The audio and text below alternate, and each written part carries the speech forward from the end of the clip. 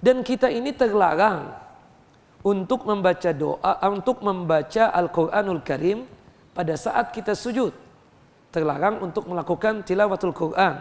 Sebagaimana yang saya sebutkan tadi hadisnya, ya, ala wa inni nuhitu an aqra al-Quran raki'an aw sajidan.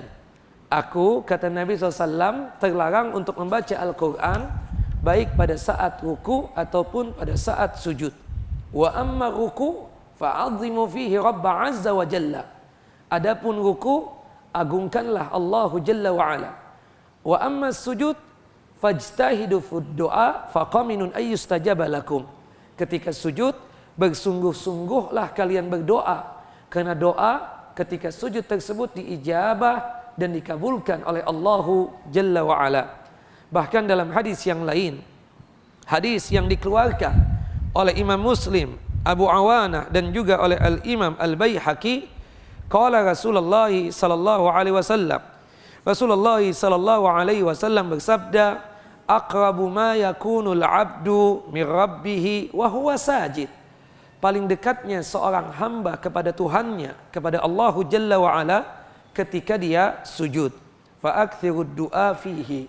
Perbanyaklah doa ketika sujud. Doa apapun. Wallahi ikhwanu fiddin, a'azani wa azakumullah. Demi Allah, Bapak Ibu, jika kita memahami tadi doa-doa sujud yang berjumlah 12 tadi, sebenarnya itu sudah tercukupkan untuk mewakili permintaan-permintaan kita kepada Allahu Jalla wa Ala.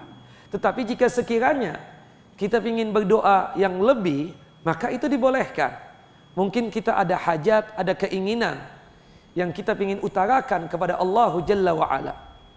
Maka di sini tidak mengapa kita untuk membaca doa-doa yang kita inginkan meskipun dengan bahasa selain daripada bahasa Arab. Tapi cukup dalam kalbu kita saja. Memang ada khilaf di kalangan para ulama. Apakah doa-doa tersebut boleh enggak ditampakkan? Atau sama sekali tidak boleh ditampakkan? Cukup dalam kalbu dan hati kita saja. Syekh Muhammad bin Shalih Al-Utsaimin dan juga Syekh Siddiq Hasan Khan membolehkan menampakkan doa ketika sujud, ya, dengan bahasa selain bahasa Arab. Tapi mayoritas ulama tidak membolehkan. Mayoritas ulama tidak membolehkan. Cukup doa tersebut untuk selain bahasa Indonesia, selain bahasa Arab, doa-doa ketika sujud selain bahasa Arab cukup dalam kalbu kita, hati kita. Dan Allah Maha paham, Maha mengerti dengan apa yang kita utarakan lewat kalbu dan hati kita ini. Ya, saya memilih pendapat mayoritas ulama yang mengatakan bahwasannya kalau kita ingin membaca doa selain bahasa Arab doanya, maka cukup kalbu dan hati kita saja.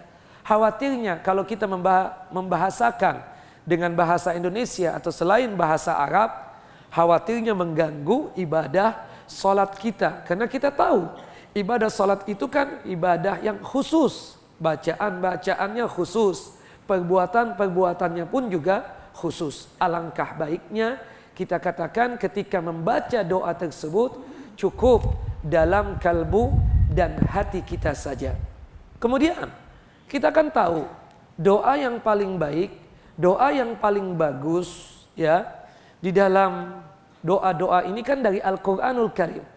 Pertanyaannya, boleh nggak kita mengambil potongan-potongan ayat yang isinya itu doa yang sangat bagus dan sangat ajib, kita katakan, untuk kita mohonkan dan mintakan kepada Allah pada saat kita sujud?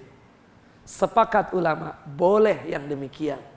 Kenapa? Kita mengambil potongan ayat untuk berdoa. Seperti doa Rabbana atina fid dunya hasanah wa fil akhirati hasanah wa qina adzabannar. Ini kan doa dari Al-Quranul Karim. Atau seperti doanya Nabi Allah Zakaria, Rabbana hablana min ladunka dzurriyyatan thayyibatan innaka sami'ud du'a.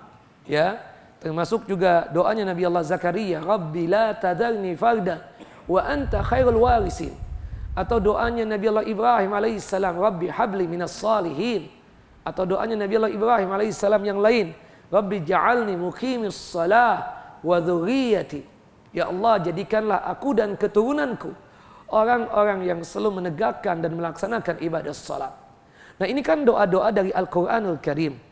Sepakat ulama, boleh kita mengambil potongan ayat yang isinya doa untuk kita baca ketika sujud. Karena itu niatannya untuk membaca doa, bukan membaca Al-Qur'anul Karim. Bukan membaca Al-Qur'anul Karim. Kebetulan kita mengambil potongan ayat-ayat suci Al-Qur'anul Karim.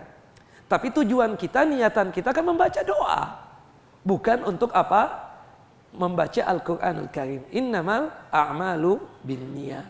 Jadi boleh kita mengambil potongan-potongan ayat dari Al-Qur'anul Karim karena tujuannya tersebut untuk berdoa, untuk memohon, untuk meminta kepada Allahu Jalla wa Ala.